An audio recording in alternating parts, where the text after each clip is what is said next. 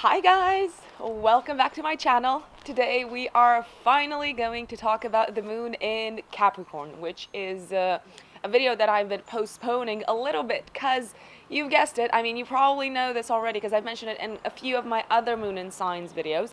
Myself, I've got moon in Capricorn also, so what I'm gonna say in this video actually applies to me as well. But let's get started.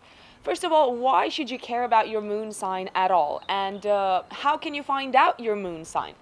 So basically, I'm going to leave a link in the description down below for you to put in your date of birth, time of birth, and place of birth to go to this online natal chart generator, and you can find out what sign your moon is in. In general, someone's moon sign is not the same as their sun sign, so that's why it's really important that you find out what sign your moon is in before you listen to any of my moon and signs videos. Secondly, why do you need to care about your moon sign at all? It's very simple, because the moon defines several personality related things about us in general as human beings. The moon rules our instinctual and emotional nature. It rules our feelings. It rules the way we feel. It rules the way we react to situations before we have time to think it over, and before our sun or our Mercury has time to kick in and come up with like a rational and sensible response. So basically, your moon sign dictates your very first reaction, your impulses. What else does the moon represent? It represents what you need in order to feel fulfilled. You may have noticed that I've said what you need as opposed to what you want, because what you want is ruled by your sun, which is one's ego. So the moon rules what we subconsciously, instinctually need, and sometimes, more often than not, what we need is different to what we want, and that's why people get what they want and they still don't feel fulfilled. Well, they should be listening to their moon as well, not just to what their sun and their ego is saying.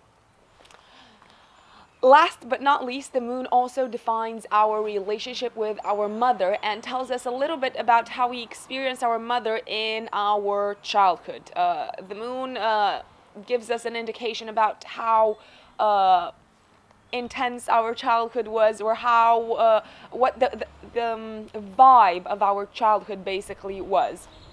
And it can also tell us what sort of home we would like to have and what sort of environment we would like to live in.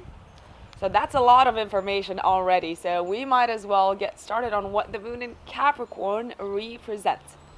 So first of all, this placement is one of the most non-emotional, detached moon signs.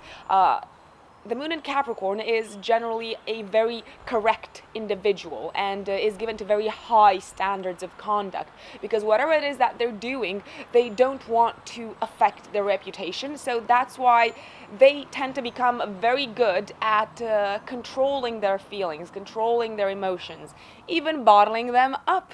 So yeah, that's what that's what the moon in Capricorn tends to do. Like I said, they tend to be uninvolved, or they look uninvolved emotionally. That doesn't mean that they don't care. That means that they have a different way of showing they care about things.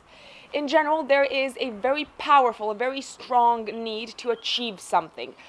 These people can become pillars of their community because they want to bring their contribution to community in even as humble a way as possible, but that's very important to them, to feel like they've achieved something, that they have built something. Even materialistically speaking, it's very important for them to feel as if they are growing and building and climbing the ladder. The ladder is one of the keywords that defines Capricorn in general. One other thing that they really, really need, these people, is material security, especially in older age. They're very conscious of time, and they're very conscious of the fact that they're not going to be young forever, and everything eventually ages, and they want to make sure that they have achieved in their youth enough material security for them to be comfortable in old age. How do these people nurture other people? Because the moon also represents the way we nurture others and the way we receive nurturing from others.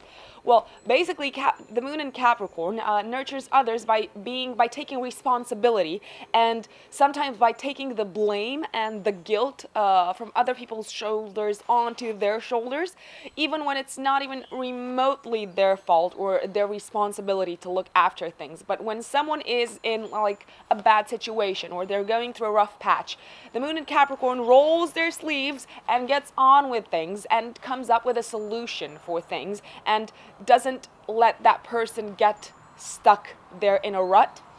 Moon in Capricorn is usually incredibly good with structure and with planning. They've got this internal feel for structure and planning, and they can create order out of chaos, which is in general very good for them career-wise. They can become complete workaholics, but yeah, that's just the Capricorn way of doing things. One other thing that these people tend to do, especially when they're under pressure, they tend to become very pessimistic. They are quite pessimistic to start with, but that's especially obvious when things get tough. And they have this feeling that life has to be burdensome and things have to be hard, and if something comes to them easy, they're very, very skeptical, because in general nothing comes to them easily. They put a lot of pressure on themselves. They even tend to make like day-to-day activities seem hard in their head. They kind of like collect more and more pressure on their shoulders. Again, as I said, especially when they are stressed.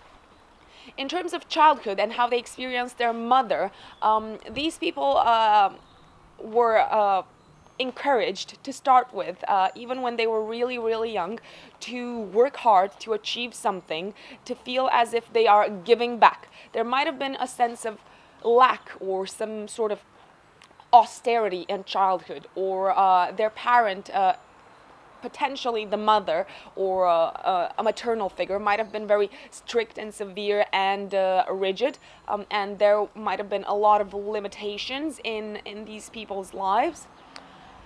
In terms of the house and the home they would like to have for themselves, well, there are actually two different routes that the moon and Capricorn could take. So they could either live in this sort of Spartan minimalistic environment where they only have like the bare minimum, the bare necessities, or they could go for the more upmarket but still understated condominium, because the moon in Capricorn tends to be very focused on materially achieving things, and at some point in their lives they will probably afford to get this sort of more upmarket home for them, but it's not going to be flashy, but because nothing about Capricorn is flashy. They don't like to rub anything in people's faces.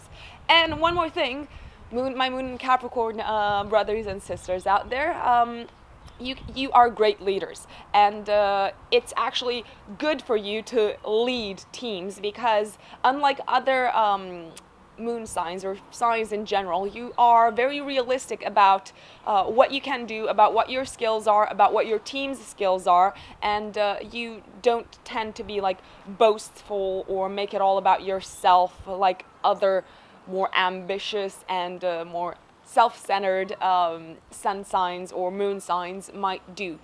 So you could make a really, really good boss. Well, enough with the moon in Capricorn. Let me know if you've got any questions. I hope I've covered everything, more or less. And I'll speak to you soon, guys. See you next time.